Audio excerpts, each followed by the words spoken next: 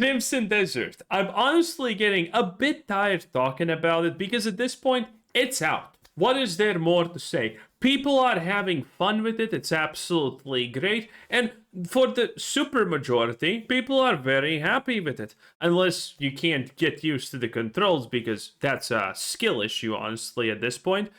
And well, that's kind of it. We are not seeing somehow strangely. Seems like I was wrong once in my life. We're not seeing actually high performing numbers. We have not hit a 300 peak, which is surprising, honestly. I would have easily bet on that happening, but it didn't for some reason. Crimson Desert. This has been one of the most highly anticipated games of 2026. It got a ton of attention during its marketing campaign, and the question that people kept asking is, is this real? Is the impressive showcase of the game something we can trust, or is it too good to be true? The game has since launched, and we've got reviews from critics as well as players. We've got numbers in terms of how well this game is doing in terms of sales and concurrent player numbers. Look at that. He doesn't actually have a tank top. What's happening?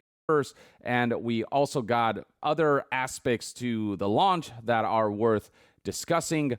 And so I want to take a look at an overview of the kind of state of Crimson Desert right now amidst its highly anticipated launch, starting with the score that it garnered after reviewers put out their impressions of the title. There's 93 critic reviews on Metacritic right now, and the total aggregate score is a 78%, which is generally favorable, by no means a bad game, but I think a lot of people were hoping or expecting that Crimson Desert would have a higher score, at the low end, somewhere in the 80s, at the high end in the 90s, but it being lower than that highlights a game. We did expect it, but I guess with how the game is, that was kind of never gonna happen because the filtering is real. There are people who are quitting the game 1 hour in because they're just too stupid and weak to use the controls, like Asmongold. And everyone else who plays 2+ hours loves the game almost. That got a lot of mixed reception. And, I think for good reason. Even the user score seems to be agreeing here with it matching pretty much the Metascore pretty precisely. And then on Steam, if you look at the user reviews there, you'll find a mixed score of 64% from over 27,000 user reviews. And while Wait, what? It's mixed again? No, that was Steam DB, correct? No, this isn't the Steam page itself. Oof. User reviews. And while I think a lot of people are universally praising Crimson Desert for its sense of exploration and discovery, how impressive the open world looks, how gorgeous it is, its impressive size, and the kind of amount of curiosity that it invites, and a lot of people also seem to like the combat. Some not, but I feel like generally combat is getting more positive reception than negative. And it's just jam-packed with content. There is a good amount of interactivity, and the lack of hand-holding of letting players kind of figure out the mechanics and discover things for themselves instead of, your typical Ubisoft checkbox kind of a thing is something that is appealing to a certain crowd. But then there are certain key friction points that's preventing this game from rising to the level of potential that it might have potentially achieved if these issues had been fixed prior to launch.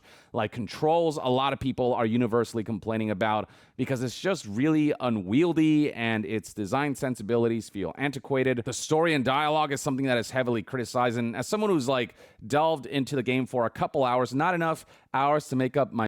By the way, people. You know what's one of the complaints, which is funny? People are gonna see this, read that this is a basic quest where you kill bandits. Why aren't I getting the whole backstory of this person, this place, and his family and shit?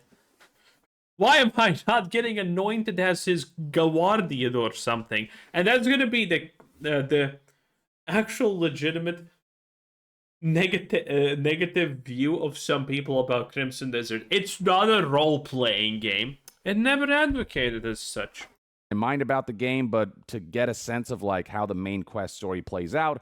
Yeah, the story is very aimless, and the main quests just kind of pop up. at one point I was just told to go and arm wrestle this guy, but there was no narrative reason for that. The main quest, it's just like you complete one and then you get another main quest marker telling you to do this. Yes, unironically, yes. But there's no dialogue in between that explains why you're going about doing all of these things. It just feels like they're just kind of throwing tasks at you for you to do. So it's a bit aimless when it comes to narrative and whatnot. So if you're expecting like a Witcher 3 style experience, this ain't it. There are plenty of bugs and glitches that people are encountering. I myself am having an issue finishing this one quest that tells me talk to this guy, and I talk to him and nothing happens. And there's plenty of stuff like that that's being reported. UI and menu navigation, inventory, and a lack of storage, these quality of life things that are just not handled particularly well. You can't remap buttons for a controller, which is kind of like, I think, the best way to play this game. And then some people are highlighting how controller is not by far even close to the best way to play this game. Obviously, Crimson Desert was made PC first as intended. So that is a thing. And Pearl Abyss actually did come out and say that they're gonna improve the controls a lot, because needless to say, people are quitting this game. 1/4 of people have roughly quit this game because the controls are too hard. Which is honestly on actual par with average IQ distributions. while there are some pretty compelling side quests, there's also a lot of like fetch quests because this originally started as an MMO, and you can feel that for better and for worse. And there's just enough like lack of refinement and jankiness to this whole package that it's garnered a lot of mixed reception from people. But the people who do like this game like really, really love it. And a lot of people are also hoping that there's this huge patch that will take a lot of the player feedback and implement that, and it allow for Crimson Desert to realize the full potential that it can maybe achieve. Thankfully, Crimson Desert's Twitter page here has already come out talking about how it's been 36 hours since launch, and we'd like to start by thanking players. But since launch, we have been listening closely to your feedback and doing our best to make improvements to the game. In particular, we're aware of the discomfort many players have experienced with controls, and we're currently preparing a patch to address this. We also want to apologize for not providing keyboard and mouse players with a satisfactory gameplay experience. And so, yeah, they're saying, like, we are hearing your feedback, and especially the controls being kind of the main point of criticism. And yeah, as someone who's played a couple hours of Crimson Desert, they're incredibly clunky. Like, you can get used to it, but they're not ideal, so I'm glad that they're addressing that. I think the general consensus is that there are enough flaws with Crimson Desert that it absolutely cannot stand up to some of those greatest open world games of all time.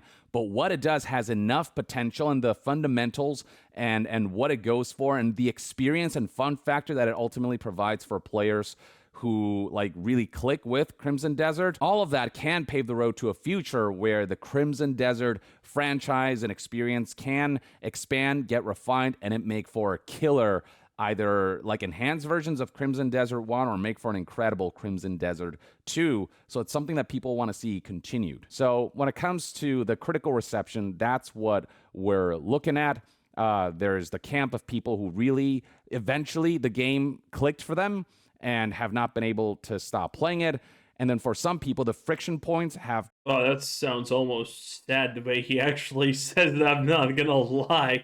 Just proven to be too much, and they've ultimately found aspects of the game to be too shallow for them to really be able to, like... Honestly, you know what this fucking sounds like? This has sounded like it from minute one, but I gave Yong the benefit of the doubt because I'm a nice person, okay? It sounds like Yong doesn't really understand what the main issue of people with Crimson Desert is. It sounds like he doesn't understand what the good parts of the game is. It sounds like he hasn't even seen any DSP clips of him playing Crimson Desert and giving up. And so he's just trying his best currently to kind of go in the random vague direction of what are the issues in the game and how things are kind of playing out. That's what it sounds like. That's what Yong is doing, I think, at this point. Not the first time he does it. Again, you know, I'm a React slop YouTuber, obviously, but he is a journalist or some garbage like that. So he needs to talk about advanced shit. And in this case, he has no idea what's happening. But it is a popular subject, so it must be covered, obviously. That's how the game works, boys. It is what it is. Get immersed in it. But when it comes to the overall number of players who've engaged with this title, it's pretty significant numbers, with the game launching with an all-time peak concurrent player number of 239,045 players. You can see that the retention has been fairly impressive, with players coming back. Yeah, I thought that this is gonna be like 250, and today we're hitting 300. I was wrong. Rare. Mark it on your calendar, boys. And now that it's the weekend, you can see a rise in player numbers here that achieves numbers similar to the all-time peak. So that's a great sign of a game that is holding a good amount of attention. It's not necessarily a game that is in the realm of Elden Ring when it comes to player numbers. Its hype and the critical score that it's gotten ultimately hasn't allowed it to explode to the level of some of the biggest success. Wait. All-time peaks, Life is Strange 2? What? There's no way. Life is Strange 2 had a... I need to check it out. Steam DB Life is Strange 2. Is this a new one or is this an old thing? 85% positive review scores. What the fuck? Life is Strange 2. Last release date, Huh? Life is Strange 2 release date September 2018. There's no fucking way. All-time peak 5.5. There's no way. What the fuck is this? There's an actual Life is Strange 2?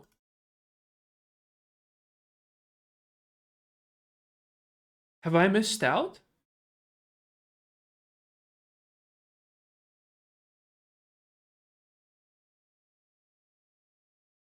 What? Okay. Should I have actually watched it, played it with it? Oh my god. They're a massive fan of Life is Strange, at least the original. Hasn't allowed it to explode to the level of some of the biggest successes, but it is still ultimately number 74 when it comes to its ranking of highest all-time peak concurrent player numbers of all time on Steam. So still really good results. And in fact, it was already announced by the Crimson Desert social media page here that they've managed to reach 2 million copies worldwide as of March. See, at least that one I was correct about. I said that they have sold 2 million copies, maybe 3 million if they're lucky. It seems like 2 million is, but they're gonna sell 3 million by the, in probably 2 or 3 months. Who honestly knows?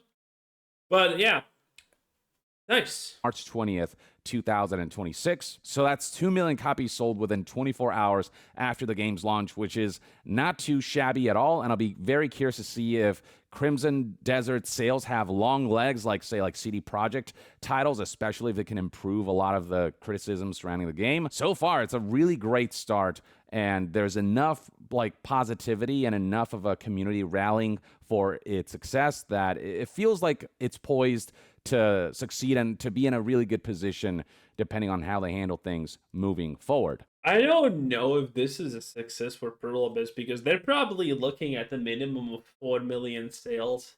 They probably wanted 4 million-ish sales. They made this into a single-player game from multiplayer, significantly less money, obviously. So, I wonder if anything below 3 million sales in the first fucking week is going to be considered a success by them. Now, when it comes to how the investors are seeing all of this, when they saw that the Metacritic score wasn't anywhere as high as they were expecting it to be, I think the investors were thinking Crimson Desert was going to be Elden Ring levels of universal acclaim. It was going to be in the 90s when it comes to the overall aggregate Metacritic score. And so not seeing those kinds of numbers and instead seeing... I mean, of course that happened. That they didn't get. IGN already gave it a 6 out of 10. 78. The publisher of Crimson Desert, Pearl Abyss, their stock plunged by nearly 30% after the review started coming out. And that number has actually plunged even further if we go to Google right now and look at Pearl Abyss Corp's stock price. You can see right here, looking at how the stock has been doing over the last 6 months. You can see that it's been on this really steady rise and then a massive drop within a day after the game's launch. But yeah, Oh wow, was it all because of the announcement of their second game? That's kind of fucking wild. investors are notoriously like overreactive. They have these knee-jerk reactions and don't really understand. All of this is bull, by the way. Obviously, the fact that the stock market is reacting to everyone knows it. Fake reviews from the journalists that no one gives a shit about. When was the last time journalists decided is a title good or not? When was the last time a journalist reviews actually mattered for the sales? Never. I don't remember that time any longer, honestly. And things too well. And, basically they looked at the Metascore and thought, oh, this game's going to tank when it comes to sales, but it's selling decently well right now. But at the same time, it wasn't that universal acclaim, and there was enough of a mixed reception that it made some investors a little spooked about the prospect of maintaining an investment in Pearl Abyss because, a lot is riding on the success of Crimson Desert for Pearl Abyss, given how many years this game has been in development and given the amount of hype surrounding the title. And so the ultimate result is that we're seeing headlines talking about all of this, the 2 million copies sold, which is, again, really impressive numbers, as well as mixed reviews across the board. We're seeing, literally people either really hate this game or really love this game. It feels like there are very few, reviews or there's very few feedback that lies somewhere in the middle. And then have a pretty good time and the visuals are good enough, but the second you back, so base PS5, basically it's a 30 FPS. Oh, the AI stuff. Yeah, I don't think there's anything too new here. Anyway, that was Yong Yea. Crimson Desert is doing good enough. I wonder if it's gonna get a new player high at this point. There is a chance for next week because a lot of people are fearful to buy it. I have personally heard a lot of people say, or talk about the idea, is it actually worth buying? Because the initial negativity with the controls and people disliking the game because of it has left a very, very noticeable dent. In any case, that was Yong Yea, 10 out of 10. Bye!